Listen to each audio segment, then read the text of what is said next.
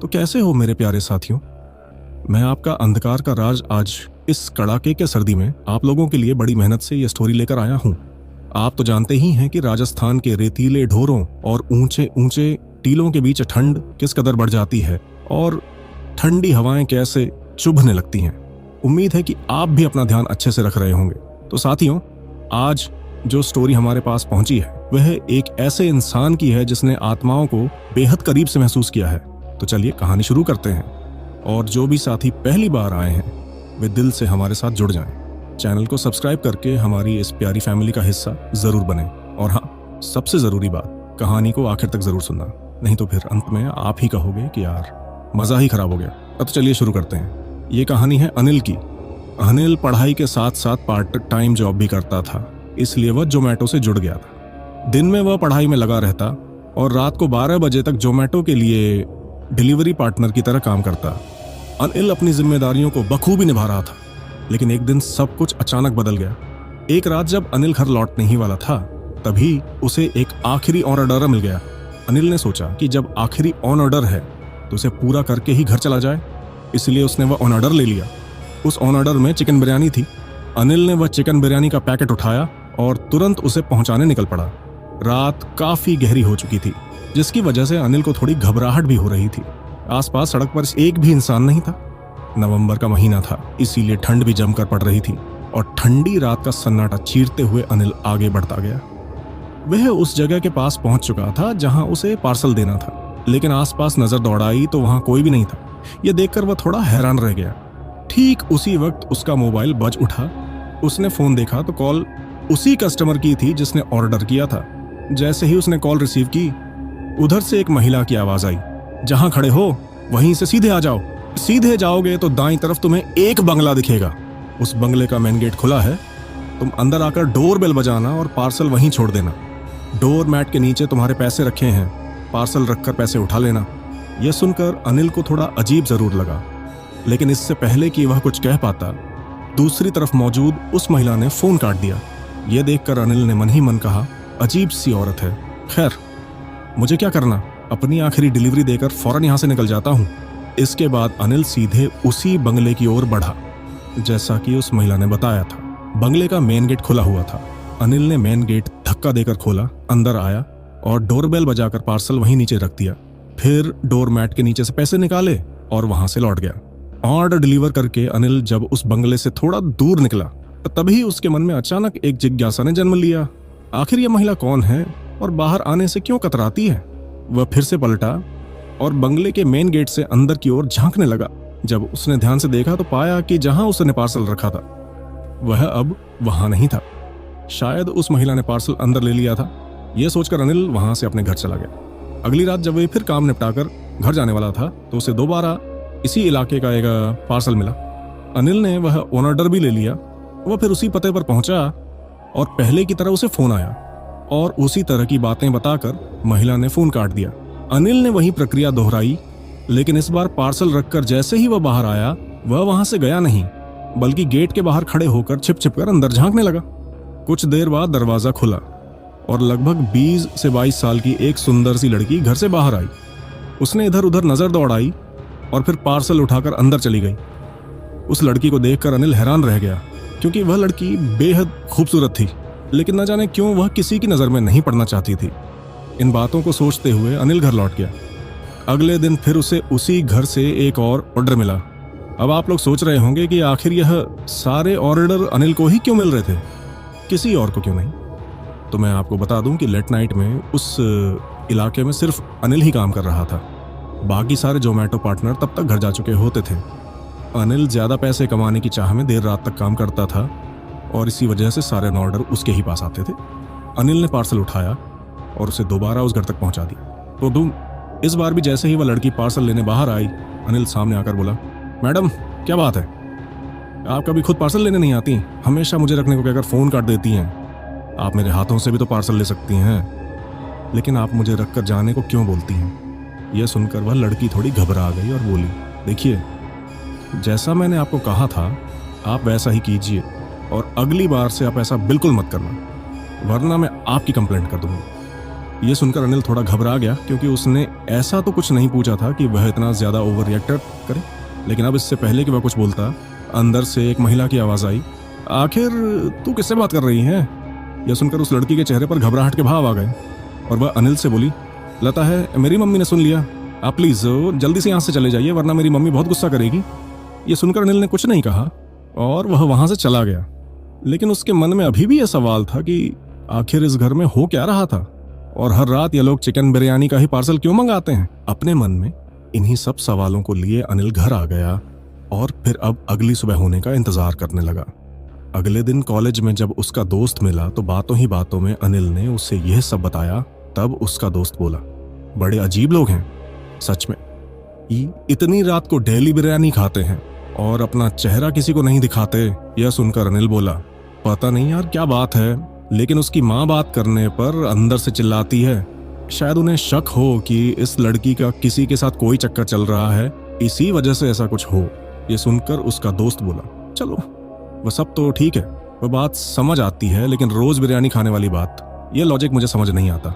यह सुनकर अनिल बोला, इसमें इतना सोचने वाली क्या बात है, हो सकता है कि उन लोगों को पसंद हो इसलिए खाते हो, छोड़ना अपने को क्या। तब उसका दोस्त बोला, चल ये भी ठीक है, लेकिन एक काम करते हैं ना, उसे देख कर आते हैं, कहाँ रहती है वह। तब अनिल बोला, अबे पागल तो नहीं हो गया, पता नहीं उस घर के अंदर रहने वाली आंटी कितनी ज्यादा खूंखार हो। यह सुनकर उसका दोस्त बोला, अरे कुछ नहीं होता, चल तू, मजा आएगा। अनिल को भी उस लड़की से मिलने की इच्छा तो हो रही थी, वह जानना चाहता था कि आखिर क्या बात है, इसलिए वह भी मान गया। और कॉलेज खत्म होने के बाद दोनों उस घर के पास गए।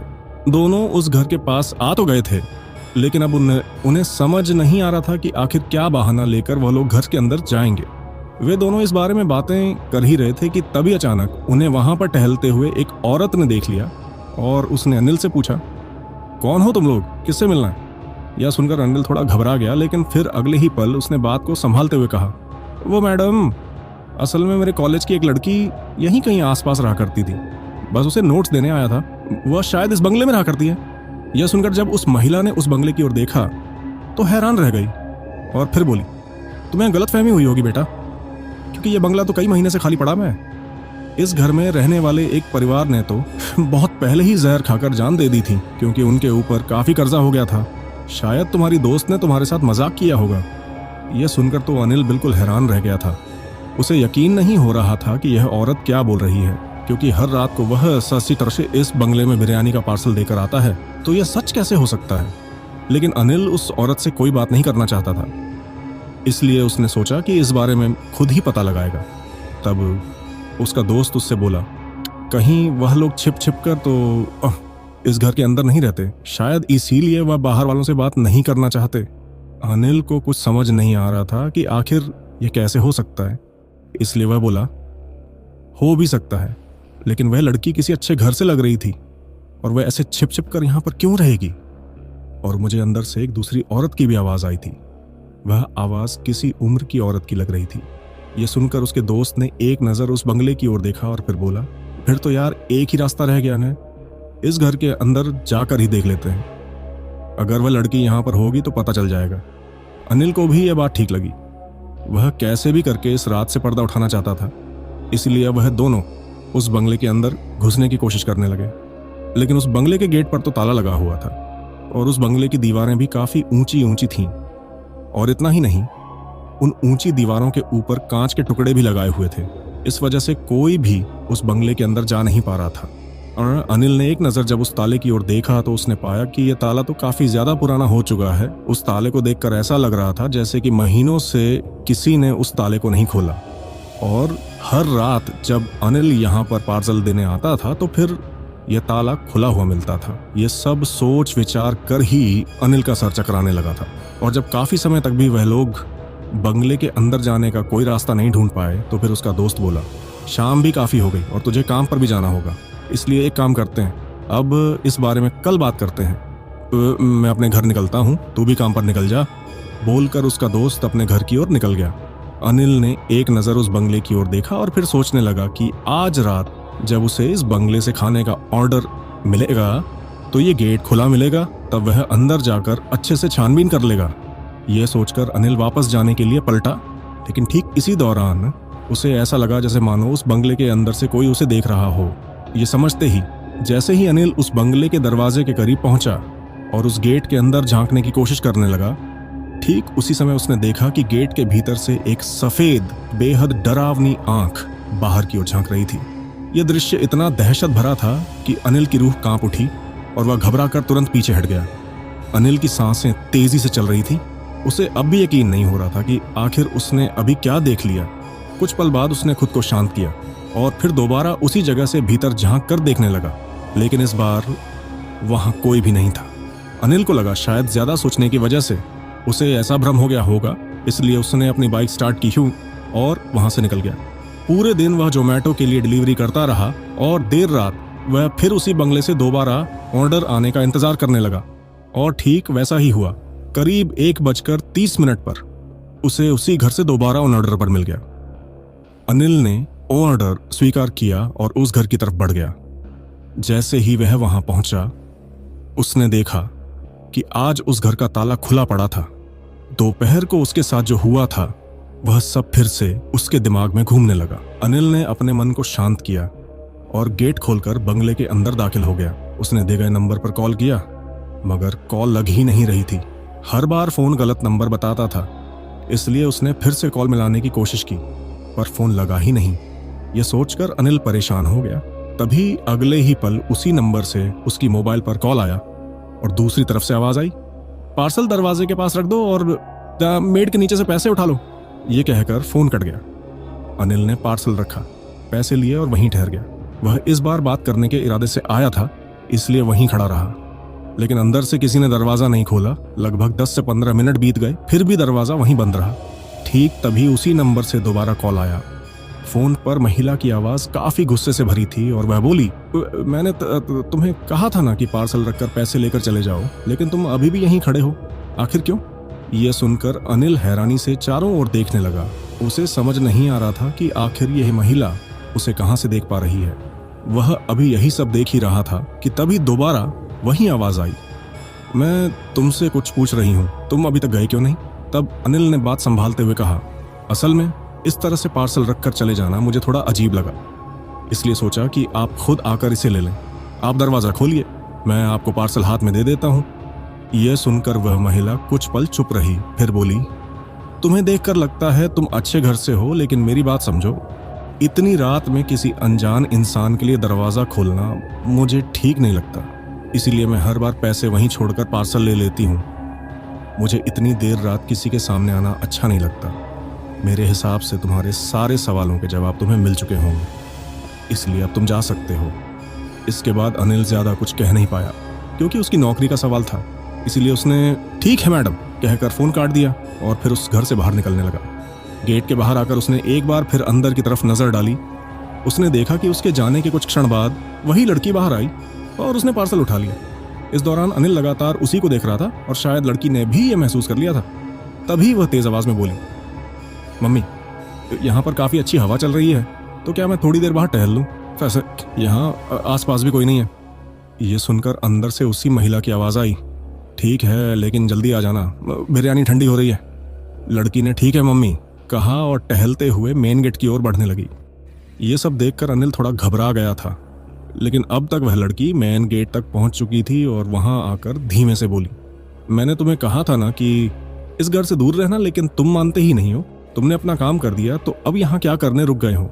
यह सुनकर अनिल थोड़ा हिचकिचाया और बोला, मुझे माफ कर दीजिए। वह असल में मैं तो बस आपके बारे में थोड़ा जानना चाहता था। मैं दिन में भी यहाँ आया था, लेकिन तब गेट पर ताला लगा था। यह सुनकर लड़की के चेहरे पर चिंता की हल्की लकीरें उभर आईं और वह बोली, दिन में मैं और मेरा भाई पढ़ने जाते हैं और मम्मी पापा काम पर जाते हैं, तो घर में कोई नहीं होता। लेकिन मेरी समझ में ये बात नहीं आती कि तुम मेरे बारे में क्यों जानना चाहते हो। यह सुनकर अनिल बोला, पता नहीं क्यों, लेकिन मेरा मन किया कि मुझे जानना चाहिए। यह सुनकर लड़की बोली, अनिल, इंसानों को हर बात जाने समझने की जरूरत नहीं होती। कुछ चीजें हमेशा राज ही रहें तो बेहतर होता है। अगर तुम ऐसी बातों में और पड़ोगे तो बहुत बुरी तरह फंसोगे। ये कहते कहते उसकी आवाज अजीब सी हो गई थी। उसे देखकर लग रहा था जैसे बहुत कुछ है जो वह कहना चाहती है, मगर कह नहीं पा रही। यह सुनकर अनिल चुप ही रहा। अनिल असल में इस लड़की को पसंद करने लगा था और उससे दोस्ती करना चाहता था, लेकिन शायद लड़की अनिल में कोई दिलचस्पी नहीं रखती थी।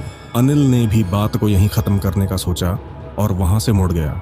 इसी दौरान लड़की भी वापस अंदर चली गई, लेकिन यहाँ एक परेशानी हो गई। अनिल ने अपनी मोटरसाइकिल उस घर के बाहर ही खड़ी की थी और अब वह स्टार्ट ही नहीं हो रही थी। अनिल अपनी मोटरसाइकिल को हाथ से ही धकेलते हुए आगे बढ़ रहा था, लेकिन आगे जाने वाला रास्ता बंद था। इसीलिए वह वापस उसी बंगले के सामने से गुजरते हुए दूसरे रास्ते की ओर बढ़ रहा था। उसकी बाइक उस घर से थोड़ी दूरी पर खड़ी थी, लेकिन वह बंगला अनिल को साफ नजर आ रहा था। इसी बीच अनिल ने देखा कि उस घर की दूसरी मंजिल पर एक दो नहीं बल्कि 4 साए मौजूद हैं।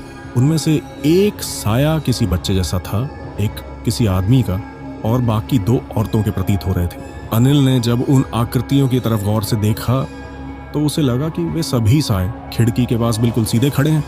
उनमें से एक भी हिल नहीं रहा था। उन्हें देखकर ऐसा लग रहा था मानो ये सब खिड़की से बाहर झांककर आसपास का नजारा देख रहे हों। अनिल अभी भी हैरानी में उसी दिशा में देख रहा था कि तभी अचानक उस घर की लाइट बंद हो गई। आसपास के बाकी घरों की लाइट भी जा चुकी थी और अब सड़क पर सिर्फ स्ट्रीट लाइट ही हल्की रोशनी दे रही थी।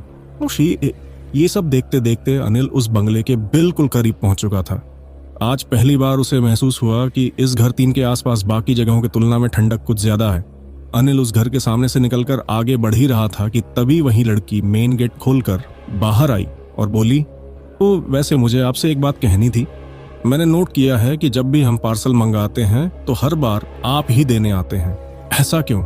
यह सुनकर अनिल बोला, असल में आप हमेशा एक ही रेस्टोरेंट से बिरयानी का पार्सल मंगाती हैं और उस समय तक ज्यादातर जोमेटो डिलीवरी पार्टनर घर जा चुके होते हैं।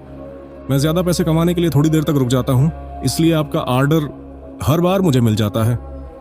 मैं अपनी पढ़ाई के पैसे खुद भरना चाहता हूँ, इसलिए इतनी मेहनत करता हूँ।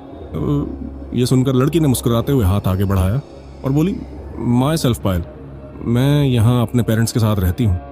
वे थोड़े सख्त हैं, लेकिन बुरा मत मानना, वे लोग हमारी सेफ्टी को लेकर बहुत चिंता करते हैं, इसलिए मुझे किसी बाहर वाले से ज़्यादा बात करने नहीं देते। तुम पहले इंसान हो जिससे मेरी इतनी लंबी बातचीत हो रही है, क्या हम दोस्त बन सकते हैं?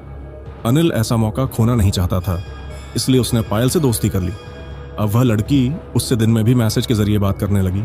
लेकिन हैरानी की बात यह थी कि जब भी पायल अनिल को फ़ोन करती, कॉल आसानी से लग जाती, लेकिन जब अनिल पायल को फ़ोन करने की कोशिश करता तो उसका नंबर कभी लगता ही नहीं। ऐसा नहीं कि फ़ोन बिजी आता हो या स्विच ऑफ, बल्कि नंबर हमेशा गलत बताता था। अनिल ने कई बार पायल से इस बारे में पूछा, लेकिन पायल हर बार यही कहती कि उसे इसकी कोई जानकारी नहीं, क्योंकि उसकी तरफ तो कभी ऐसी दिक्कत आई ही नहीं। समय ऐसे ही गुजर रहा था और एक दिन जब अनिल पार्सल देकर और पायल से बात करने के बाद वापस लौटने लगा, तभी उसके दोस्त का फ़ोन आ गया। अनिल उससे बातचीत करते हुए आसपास टहलने लगा। इसी दौरान उसने एक भयानक नज़ारा देखा। उसने देखा कि वही घर जिसमें पायल रहती थी और जिसके दरवाजे पर कुछ देर पहले तक ताला नहीं था, अचानक अब ताले से बंद हो चुका है। अनिल ने हैरानी से उस दिशा में देखा, लेकिन वहां कोई नहीं था। उसने ताले को हाथ लगाकर देखा और फिर घर के अंदर झांकने की कोशिश की, लेकिन ठीक उसी समय उसे फिर वहीं सफेद आंख दिखाई दी। ये देखते ही अनिल डरकर उस घर से कुछ दूर हट गया, लेकिन ठीक इसी दौरान उसने देखा कि मेन गेट के नीचे से एक सफेद भयानक सा हाथ बाहर की ओर निकल रहा है। वह हाथ किसी इंसान का तो बिल्कुल भी नहीं लग रहा था। यह सब देखकर वह बुरी तरह घबरा गया और अपनी बाइक उठाकर तेजी से वहां से निकल गया। कुछ दूर जाने के बाद अचानक उसे याद आया कि पायल भी तो उसी घर में रहती है। यह सोचकर अनिल ने तुरंत बाइक रोकी और घबराहट में पायल को फोन लगाने लगा, लेकिन हर बार की तरह इस बार भी उसका फोन लगने का नाम ही नहीं ले रहा था। इन सब वजहों से अनिल की घबराहट और बढ़ती जा रही थी। वह पायल को बार बार फोन कर रहा था, लेकिन हर प्रयास पर नंबर गलत ही बता रहा था। यह देखकर उसका दिमाग बिल्कुल खराब हो गया था। अनिल को पता था कि वहां खतरा है और उस खतरे के बीच वह पायल को अकेला नहीं छोड़ सकता, इसीलिए उसने अपने दोस्तों को फोन किया और सारी बात बता दी। दोस्तों की दोस्ती ऐसी होती है कि आधी रात में भी अगर कोई दोस्त पुकार ले तो बाकी दोस्त मदद के लिए जरूर चले आते हैं, और अनिल के दोस्त भी ऐसे ही थे। वे सभी अपनी अपनी बाइक लेकर जल्दी से अनिल द्वारा बताई गई जगह पर पहुंच गए। अनिल के पास आते ही उसका एक दोस्त लखन बोला, क्या बात है अनिल भाई, इतनी रात में तू दूसरों के घर में क्यों झांक रहा है? अब झांक लिया तो बता क्या मसला है? तब अनिल बोला, देखो दोस्तों, बात जितनी सीधी लग रही है उतनी है नहीं। असल में मैंने वहाँ एक डरावना हाथ देखा है और वह इंसान का बिल्कुल भी नहीं लग रहा था। उस घर के अंदर मेरी दोस्त पायल रहती है और अगर वह अजीब सा हाथ सच में वही है तो पता नहीं वह शैतान कितना भयानक होगा। अगर उसने पायल या उसके परिवार वालों को नुकसान पहुंचा दिया तो हमें अभी के अभी वहां जाकर पायल और उसके परिवार को सुरक्षित निकालना पड़ेगा। यह सुनकर उसका एक दोस्त बोला, भाई ये काम थोड़ा मुश्किल है। तू जिस चीज की बात कर रहा है पता नहीं वह क्या है। मुझे तो पूरा भूत प्रेत वाला चक्कर लग रहा है। कहीं ऐसा ना हो कि वह हमें जिंदा ही ना छोड़े। यह सुनकर उसका दूसरा दोस्त बोला, एक काम करते हैं, हम सब हनुमान चालीसा पढ़ते हुए घर के अंदर जाएंगे, इससे कुछ नहीं होगा। बाकी सबको यह बात ठीक लगी और फिर सब ने अपने अपने फोन पर हनुमान चालीसा चालू कर लिया और घर की ओर बढ़ने लगे। जैसे ही वे लोग घर के पास पहुंचे, अंदर से अचानक चीखने चिल्लाने की आवाजें आने लगी। यह सुनकर अनिल घबरा कर बोला, ओ कहीं उस शैतान ने उन लोगों को नुकसान तो नहीं पहुंचा दिया। यह सुनते ही सभी लोग और ज्यादा डर गए और जल्दी से घर के मेन गेट का ताला खोलने की कोशिश करने लगे, लेकिन वह ताला पूरी तरह जंग खाकर खराब हो चुका था, जिसकी वजह से वह खुल ही नहीं रहा था। दूसरी तरफ घर के भीतर से वही आवाज लगातार सुनाई दे रही निदा, और तभी अचानक एक गुस्से में भरी औरत की चीख सुनाई दी, अभी के अभी यहां से चले जाओ वरना अच्छा नहीं होगा। लेकिन अनिल और उसके साथी तो जैसे कुछ भी सुन ही नहीं रहे थे, और अब इससे पहले कि वे ताला तोड़ पाते, पास ही रहने वाला एक आदमी वहां आया और बोला, कौन हो तुम लोग? इतनी रात में यहां क्या कर रहे हो और ये ताला क्यों तोड़ रहे हो? अब तक आसपास के घरों से भी कई लोग बाहर निकलकर वहां इकट्ठा हो गए थे। यह देखकर अनिल ने उन्हें पूरी बात बताई। तब वह आदमी बोला, इस घर में तो कोई भी नहीं रहता। इस घर का मालिक तो काफी समय से लंदन में रहता है, इसीलिए यहां ताला लगा हुआ है। तुम्हें जरूर किसी गलत फहमी हुई होगी। यह सुनकर अनिल बोला, ऐसा कैसे हो सकता है? मैं तो रोज यहां पार्सल देने आता हूं।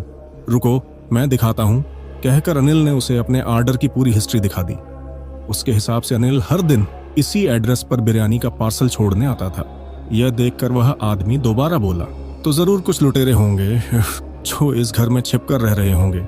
रुको मैं पुलिस को कॉल करता हूं। इसके बाद उसने पुलिस को फोन कर दिया। कुछ देर बाद पुलिस आई और उन्होंने ताला खोलकर घर के अंदर देखा तो पाया कि वहां कोई भी मौजूद नहीं था, लेकिन हाँ, जोमैटो के खाली पैकेट घर के हर कोने में पड़े हुए थे। इतना ही नहीं, पार्सल में जो खाना था वह दीवारों पर और पूरे घर में इधर उधर बिखरा हुआ था। कुछ खाना खाया गया था और कुछ उसी तरह फेंका हुआ था। पुलिस ने पूरा घर खंगाल डाला, लेकिन उन्हें वहां कोई नहीं मिला। यह देखकर अनिल और उसके साथी पूरी तरह सन्न रह गए, क्योंकि अगर सिर्फ अनिल को गलत फहमी होती तो बात समझ में आती, लेकिन जब वे ताला तोड़ने की कोशिश कर रहे थे तब घर के भीतर से चीखें सच में आ रही थीं। पुलिस ने उन्हें पूरा घर दिखाकर कहा, वे जरूर कोई बहरूपिये होंगे जो यहाँ छिपकर रह रहे होंगे। चिंता मत करो, यहाँ सब ठीक है, अब अपने अपने घर जाओ। इसके बाद अनिल कुछ ज्यादा कह नहीं सका और वहां से चल पड़ा। अब जब वह अपने घर के बिल्कुल पास पहुंच गया तभी उसका फोन बज उठा। बाइक रोककर उसने फोन देखा तो पाया कि कॉल पायल की थी। ये देखकर उसकी आंखें चमक उठी और उसने तुरंत फोन उठा लिया। फोन के दूसरी तरफ पायल की आवाज आई, तुमने आज मेरे घर में पुलिस बुलाकर बिल्कुल अच्छा नहीं किया। मैंने तुम्हें अपना अच्छा दोस्त समझा था और तुमने बदले में मेरे साथ ये किया। अब मैं और मेरे साथी कहाँ जाएंगे, इसलिए अब हम तुम्हारे घर आ रहे हैं। इतना कहकर पायल ने फोन काट दिया। अनिल ने घबराकर उसे दोबारा कॉल करने की कोशिश की। वह जानना चाहता था कि आखिर यह सब क्या हो रहा है, लेकिन हर बार की तरह इस बार भी वह नंबर बंद ही आ रहा था। अनिल इसी बात को सोचते हुए घर लौट आया और घर पहुंचकर सो गया। अगली सुबह वह नहा धोकर तैयार हुआ और कॉलेज जाने के लिए निकल पड़ा। जब वह बाइक चला रहा था तभी अचानक उसकी नजर पीछे लगे शीशे पर पड़ी तो उसने देखा कि उसकी बाइक पर पीछे पायल बैठी हुई है। यह देखकर अनिल बुरी तरह चौंक गया और उसने तुरंत बाइक रोक दी। लेकिन जैसे ही उसने पीछे मुड़कर देखा, यह उसे पता चला कि बाइक पर तो कोई भी नहीं था। अनिल ने चारों ओर नजर दौड़ाई, लेकिन वहां पायल कहीं भी नजर नहीं आई। यह सब देखकर अनिल ने सोचा कि शायद कल रात की घटनाओं के कारण ही उसे ऐसे भ्रम हो रहे हैं। इसलिए उसने दोबारा बाइक स्टार्ट की और कॉलेज की तरफ चलता बना। उसके कॉलेज के रास्ते में एक मंदिर पड़ता था। अनिल जब भी समय मिलता वह मंदिर में दर्शन करके ही कॉलेज से जाता। आज भी वही इरादा था, लेकिन जैसे ही वह मंदिर के मेन गेट तक पहुंचा उसके सिर में अचानक तेज दर्द शुरू हो गया। उसने सोचा कि शायद यूं ही हो रहा होगा और थोड़ी देर में ठीक हो जाएगा। इसी सोच के साथ वह मंदिर के अंदर बढ़ने लगा, मगर अगले ही पल दर्द इतना बढ़ गया कि उसकी आंखों के आगे अंधेरा छाने लगा। अब अनिल से एक कदम भी मंदिर की तरफ नहीं बढ़ाया जा रहा था, इसलिए वह वहीं रुक गया। पता नहीं क्यों, अब उससे सांस लेना तक मुश्किल हो गया था। वह एक जगह खड़ा होकर तेजी से सांसें लेने लगा। अनिल समझ चुका था कि उसकी तबीयत ठीक नहीं है और उसे तुरंत डॉक्टर के पास जाना चाहिए। इसीलिए वह जल्दी से मंदिर के बाहर निकला और खुद को संभालने की कोशिश करते हुए आगे बढ़ा। लेकिन हैरानी की बात यह थी कि जैसे ही वह मंदिर से बाहर आया, उसका सिर दर्द तुरंत कम होने लगा। उसकी भारी भारी सांसें भी धीरे धीरे सामान्य हो गईं। यह देखकर अनिल बेहद हैरान था। उसे समझ ही नहीं आ रहा था कि उसके साथ आखिर क्या हो रहा है। उसने एक बार मंदिर की तरफ पलटकर देखा और फिर बाइक स्टार्ट करके कॉलेज की ओर चल दिया। कॉलेज पहुंचने पर उसने अपने दोस्तों को कल रात की सारी बातें बताईं। यह सुनकर उसका दोस्त प्रवीण बोला, तो जब उस लड़की ने तेरे घर आने की धमकी दी थी, क्या वह सच में आई? करशी, इस पर अनिल ने जवाब दिया, नहीं यार, ऐसा कुछ नहीं हुआ। बल्कि पता नहीं क्यों उसका फ़ोन भी नहीं लग रहा। फिर अनिल ने थोड़ा रुक कर कहा, लेकिन हाँ, एक बात है, अब मुझे पता नहीं क्यों लगता है कि जैसे मैं अकेला होते हुए भी अकेला नहीं हूँ। यह सुनकर उसका दोस्त लखन बोला, देख भाई, ये सब तेरी गलतफहमी है। कल रात हमने उस घर में जो देखा वो बिल्कुल सामान्य नहीं था। एक काम कर, अब से उस तरफ के किसी भी आटो पर मत जाना, सीधा घर आ जाना। अनिल को भी उसकी बात ठीक लगी और रात को वह दोबारा काम पर निकल पड़ा। करीब 12:30 जब अनिल घर जाने की तैयारी कर रहा था, तभी उसे इसी रेस्टोरेंट से चिकन बिरयानी का एक ऑर्डर मिला। लेकिन इस बार हैरानी की बात यह थी कि यह ऑर्डर उस घर से नहीं बल्कि सीधे अनिल के अपने घर से आया था। यह देखकर अनिल हैरान रह गया, क्योंकि वह समझ ही नहीं पा रहा था कि आखिर उसके घर से चिकन बिरयानी कौन मंगा रहा है, जबकि उसके घर में तो सारे लोग पूरी तरह शुद्ध शाकाहारी थे। लेकिन काम तो काम ही था, इसलिए उसने जल्दी से वह पार्सल उठा लिया और अपने घर की तरफ बढ़ गया। उसके घर में ऊपर के फ्लोर पर किराएदार रहते थे, तो उसे लगा कि शायद उन्हीं में से किसी ने मंगाया हो। यही सोचकर जब अनिल वह पार्सल लेकर अपने घर पर आया, ठीक उसी समय अचानक एक बिल्ली आई और उसने अनिल के हाथ से वह पार्सल झपट लिया और तेजी से वहां से भाग गई। अनिल ने उस बिल्ली को पकड़ने की भरपूर कोशिश की, लेकिन वह अंधेरे में कहीं खो गई थी। अब अनिल को समझ ही नहीं आ रहा था कि वह कस्टमर को क्या जवाब देगा। यही सोचते सोचते वह अब अपनी बाइक की तरफ मुड़ा ही था कि तभी भी उसने देखा कि उसकी बाइक पर उतनी ही रकम रखी हुई थी जितनी उस पार्सल की थी। यह सब देखकर अनिल का घबराना स्वाभाविक था। अब उसे समझ आ चुका था कि वह बिल्ली जिसने पार्सल लिया, कोई न कोई इन सब घटनाओं से जरूर जुड़ी थी। अनिल ने वह पैसे उठाए और मोबाइल चेक करते हुए घर की ओर बढ़ा। तभी उसने देखा कि उसके फोन में पायल के नंबर से एक मैसेज आया था, हमें पार्सल मिल चुका है, इसके लिए धन्यवाद। यह पढ़कर अनिल का डर और बढ़ गया। उसे कल रात पायल की कही हुई बातें याद आईं, जब वह कह रही थी कि वह और उसके सारे घर वाले उसके घर पर आ रहे हैं, और आज रात वहीं सब हो गया। अनिल ने पायल को फोन करने की फिर कोशिश की, लेकिन हर बार उसका नंबर बंद ही आ रहा था। अनिल घर के अंदर गया, खाना खाया और बिस्तर पर लेट गया।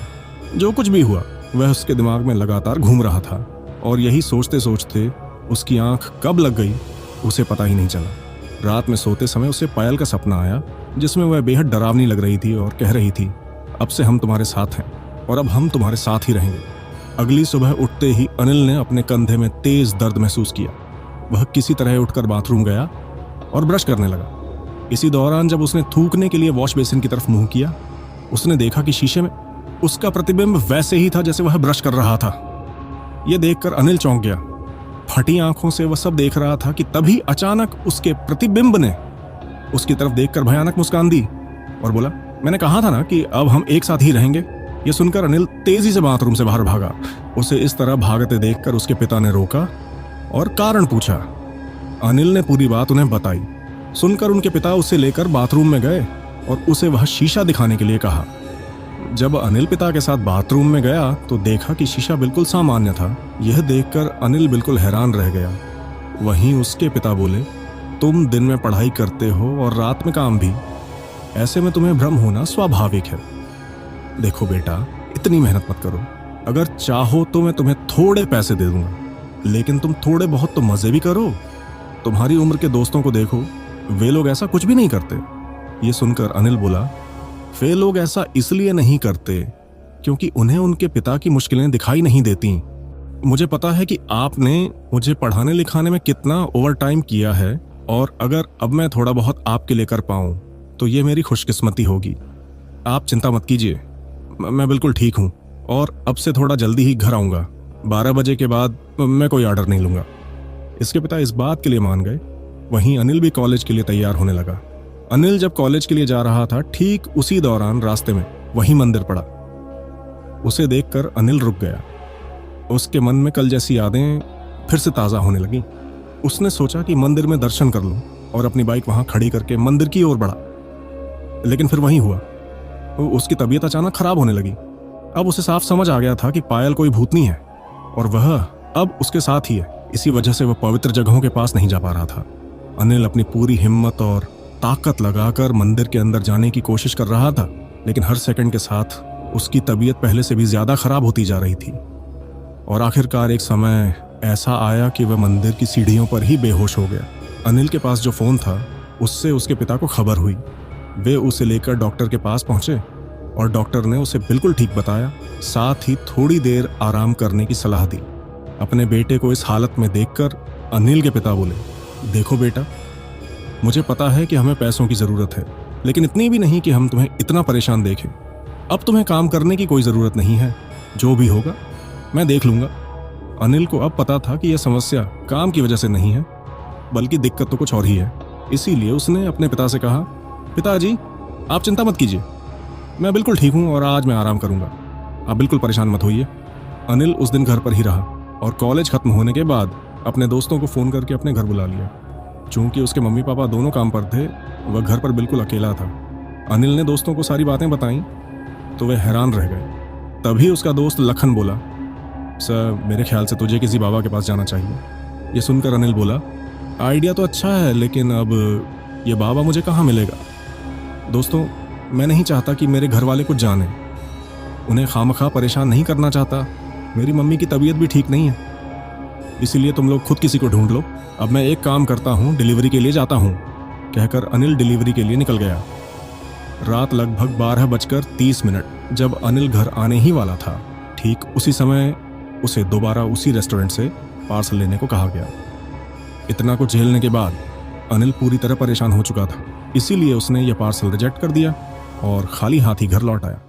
वह अपने घर के दरवाजे पर पहुंचा ही होगा कि अचानक उसने देखा कि उसके पास 4 बिल्लियां गुस्से में उसे घूर रही थीं।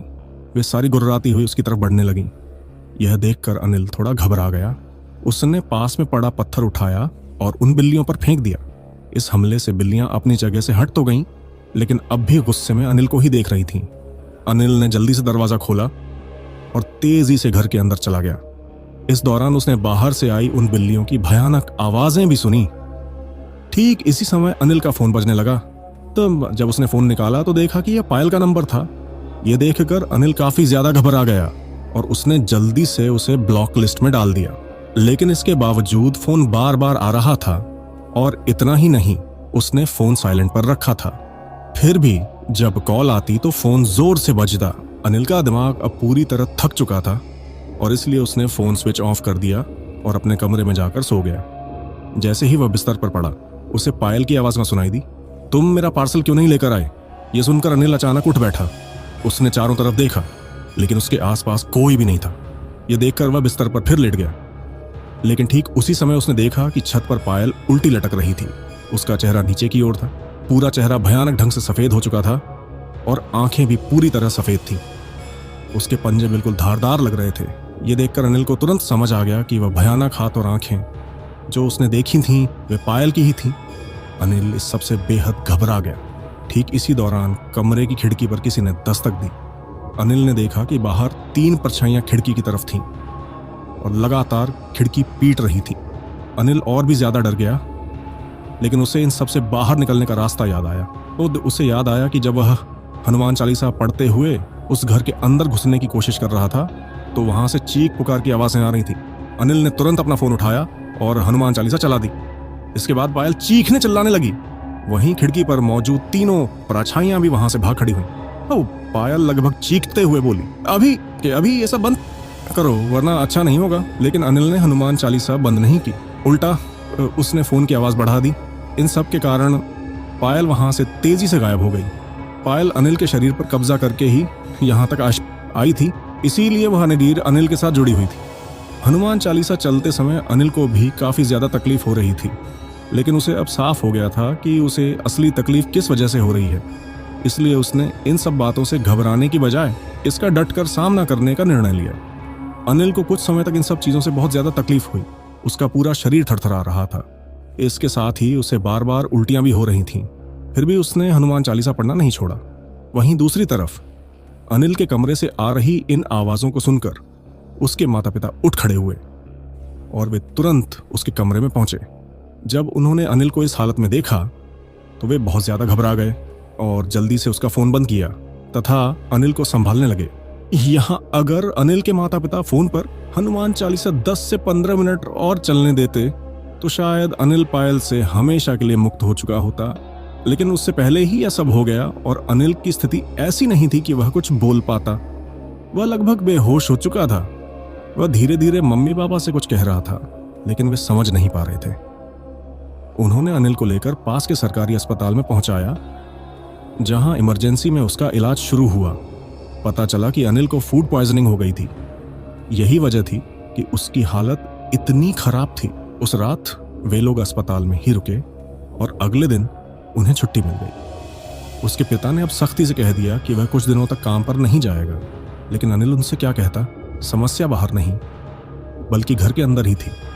वह अपने माता पिता को परेशान नहीं करना चाहता था, इसलिए उसने कुछ नहीं कहा और मान लिया कि हाँ, आज वह काम पर नहीं जाएगा। इसके बाद अनिल अपने कमरे में आराम करने लगा, जबकि उसके माता पिता अपने अपने कामों में व्यस्त हो गए। जैसे ही वे लोग उसके कमरे से बाहर गए, अनिल ने अपने दोस्त सुखविंदर को फ़ोन किया और सारी बात बताई। सुखविंदर ने कहा, मुझे नहीं लगता कि अब तुझे अपने घर वालों से कुछ छुपाना चाहिए। तू तुरंत उन्हें सब बता दे तो वे कुछ कर भी सकते हैं। क्या किसी बाबा को ढूंढना हमारे बस की बात नहीं है। यह सुनकर अनिल बोला, ऐसा क्यों बोल रहे हो? तुम्हें पता है ना कि मेरी माँ की हालत क्या है। ऐसे में मैं उन्हें परेशान नहीं करना चाहता। भाई प्लीज मेरी बात समझो और मेरी मदद करो। इसके आगे सुखविंदर मना नहीं कर सका और उसने अपनी माँ को फ़ोन किया। बातों ही बातों में उसने कहा, मेरे कॉलेज में एक लड़की पढ़ती है, रिया। वह काफ़ी बीमार है और कोई दवा उस पर असर नहीं कर रही। शायद उसके ऊपर कोई ऊपरी असर है। क्या आप किसी तांत्रिक या ओहना को जानते हैं जो उसे ठीक कर सके? तब उसकी माँ ने एक जान पहचान के तांत्रिक के बारे में जानकारी दी और सुखविंदर ने यह अनिल को बता दी। उसी दिन अनिल ने अपने दोस्त के घर जाने का बहाना बनाकर घर छोड़ा और उस बाबा से मिलने गया। उसने उन्हें पूरी बात बताई और बाबा ने कहा, तुझे उस दिन उन आत्माओं के फट में नहीं टांग अड़ानी चाहिए थी। अब देख उसने तेरा क्या हाल कर दिया। यह सुनकर अनिल बोला, मैं जानता हूं बाबा जी कि मैंने सही नहीं किया, लेकिन वह लोग आखिर थे कौन और उनकी आत्माएं ऐसे भटक क्यों रही है? क्यों हर रात बिरयानी ही मंगाते हैं? यही सुनकर वह तांत्रिक बोला, इन सब के बारे में मुझे कोई जानकारी नहीं है। अगर तू चाहे तो मैं इसका उतारा कर सकता हूं, लेकिन हाँ, यह नहीं कह सकते कि वह लोग तुझे दोबारा से सताने लगें या फिर कहीं किसी और को परेशान करने लगे, क्योंकि उतारे का असर भी कुछ समय तक ही रहता है। यह सुनकर अनिल थोड़ी देर सोचते हुए बोला, मुझे पता है कि यह सवाल थोड़ा बेवकूफ़ी भरा लग सकता है, लेकिन मैं उन लोगों से आमने सामने बात करना चाहता हूं। अगर वह किसी बात से मुक्त हो सकते हैं और वह काम मैं कर सकूं तो मैं तैयार हूं, क्योंकि मुझे लगा है कि पायल शायद कुछ कहना चाहती थी लेकिन कह नहीं पा रही थी। यह सुनकर वह तांत्रिक बोला, ठीक है, पर तुझे इसका पैसा देना पड़ेगा। पूरे 15,000 रुपये मंजूर हों तो बता, मरता क्या ना करता। इसीलिए अनिल भी इसके लिए मान गया। इस समय उस बाबा ने कुछ अजीब मंत्र पढ़कर एक पानी में अनिल को देखने के लिए कहा। कुछ देर बाद उस पानी में पायल की छवि उभरने लगी और वह बोली, तुमने हमें यहाँ क्यों बुलाया है?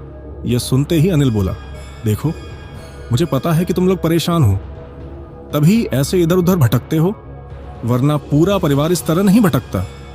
अगर कुछ ऐसा है जो मैं कर सकूं जिससे तुम्हें मुक्ति मिले तो मुझे बताओ। याद है ना, हमने दोस्ती की थी और दोस्त एक दूसरे की मदद करते ही हैं। यह सुनकर पायल कुछ देर तक सोचती रही और फिर बोली, यह सब कुछ महीने पहले शुरू हुआ था। मैं और मेरा परिवार इसी घर में रहा करते थे। बस हमारा भी एक खुशहाल परिवार था। पापा का छोटा मोटा बिजनेस था और उसी से सारे घर का खर्च चलता था। लेकिन धीरे धीरे बिजनेस बिल्कुल बैठ गया। हमने उन्हें बहुत समझाया कि यह सब छोड़कर किसी और काम पर ध्यान दें, लेकिन उन्होंने हमारी बात नहीं मानी। वह कहते थे कि जिंदगी में उतार चढ़ाव आते रहते हैं और अगर अभी मंदी है तो आगे बिजनेस फिर चलेगा। हमने अलग अलग SIP और कई जगह जो भी पैसा लगाया था सबका सब डूब गया। पापा ने बिना बताए इस घर को भी गिरवी रख दिया था, जिसकी वजह से अब हमारे सिर पर छत भी नहीं थी। इन्हीं सब हालातों के दौरान एक दिन मैंने और मेरे भाई ने घर पर खाने में बिरयानी बनाने को कहा, लेकिन घर में बिरयानी बनाने का सामान नहीं था। इसीलिए हम दोनों ने बिरयानी मंगाने के लिए कहा, लेकिन उन्होंने पैसे ही नहीं दिए। पापा ने कहा कि अभी जो भी घर में है वही बनाकर खा लो। वह बहुत तनाव में रहने लगे थे क्योंकि किसी भी वक्त हमें यह घर खाली करना पड़ सकता था। वही हमें इस तरह दर दर भटकते देख नहीं सकते थे।